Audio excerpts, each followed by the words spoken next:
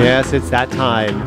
Our bi-weekly chit-chat with Dr. Jaimie Ronchetto from Cinema Veterinary Center. And I was talking to you off the air, Doctor, a couple weeks ago. You performed a little minor surgery on, well, I don't know if it was minor to you, but he had that growth on his eye, and yes. His nickname is Handsome because it was a really, really good job. It's like it was never there. And so thank you very much. But I want to talk a little more about, I don't know if you noticed, it was kind of hot yesterday. It's a little bit. It's been warming up, and the forecast calls for more triple-digit temperatures.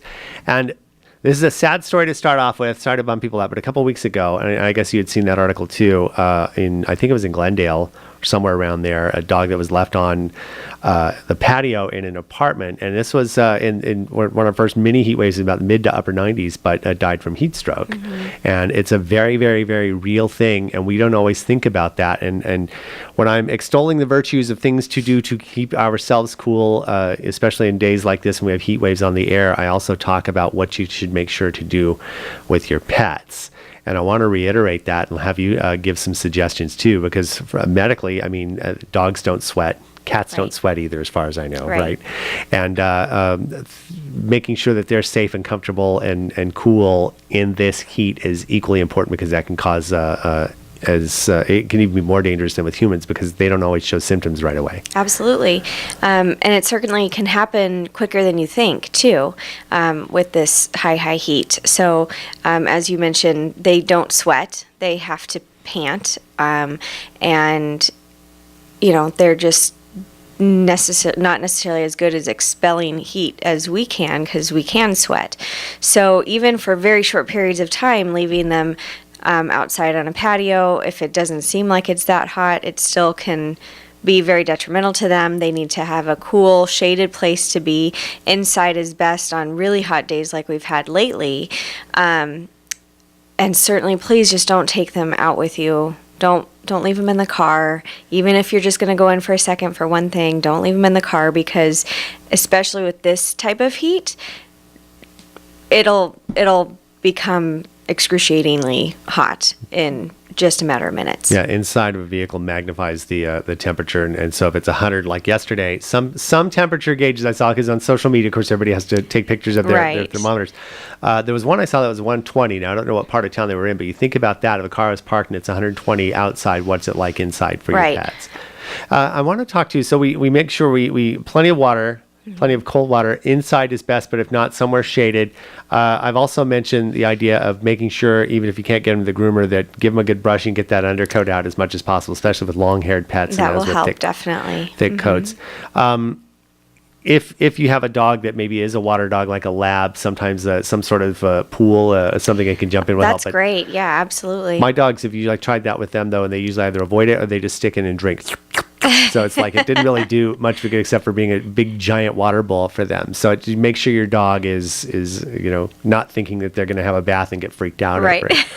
What about giving them like a little hose down? Is that something it might be in a really hot day, or is it really? I think that's great. Especially if they're going to be outside more, or in a garage or somewhere like that. If they can't be inside, try to keep them as cool as possible. And that's a good idea. I used to have a German Shepherd, about 130 pounds, and he was like Godzilla. I mean, he would literally knock things over, so we wouldn't always bring him in, but every now and then I would do that. I mean, I bring him in on really hot days, but make sure you just kind of give him a little soaking. Mm-hmm. And the other thing, I want to talk about cats, too, because we don't always think about that. We think, they're smart enough to know to stay out of the sun, but I've had cats that come in a little wobbly. If they've gotten outside and I couldn't find them, it's 115 degrees. Mm-hmm. They also can be susceptible to that type of heat. Absolutely. Any of us, any animal, that is outside in this kind of heat is definitely susceptible to heat exhaustion and heat stroke. Kitties, I think a lot of kitties around here are indoor only, which is great. That will certainly help prevent that kind of problem. But if they are outside, cats are harder. They're going to sort of do what they want. A lot of times they will find a more shaded spot, but if they're out there hunting or, exerting any kind of energy, they're going to get overheated.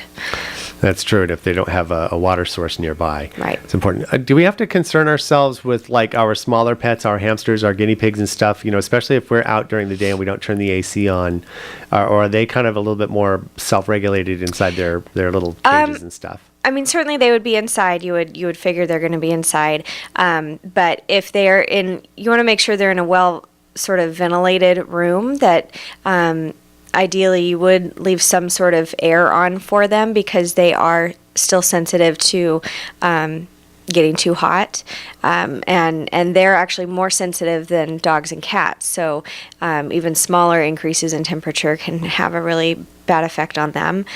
So I just keep them away from windows where the heat might come in harder. Try to keep them in a more well-regulated room where the temperature's not going to spike. If you leave them. And alone. plenty of hydration as well. So absolutely, plenty of water. make sure their little water bottles are always filled up.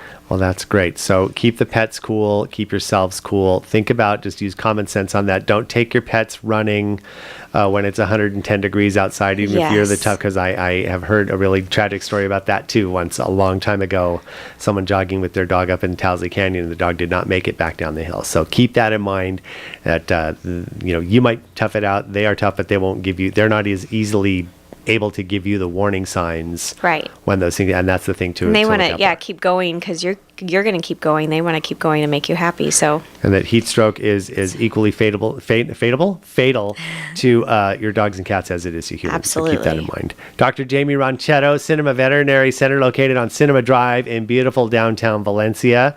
Cinemavet.com. Phone number? 253-9300. I knew it. Yeah. I knew it because I have it on my phone because you guys call me and do great jobs like reminding me of my appointments and things like that. Thank you so much. And I, from a personal testimonial, I have taken my dogs there and they give awesome service. So thanks once again for stopping by, Doctor. Thanks.